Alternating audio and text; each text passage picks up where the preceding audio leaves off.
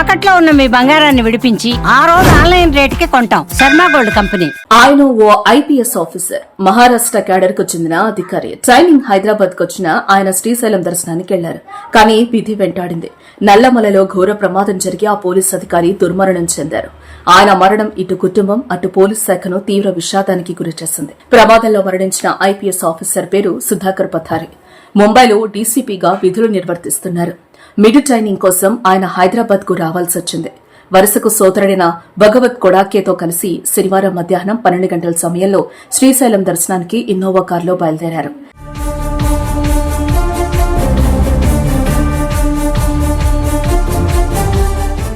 నల్లమల్ల మార్గంలో దోమలపెంట సమీపంలో ఘాట్ రోడ్డు వద్ద వారు ప్రయాణిస్తున్న కారు ఆర్టీసీ బస్ బలంగా ఢీకొన్నాయి. ఈ ప్రమాదంలో వారికి తీవ్ర గాయాలు కావడంతో వెంటనే అచ్చంపేట ఆసుపత్రికి తీసుకెళ్లారు. కానీ అప్పటికే డీసీపీ కన్నుమూశారు.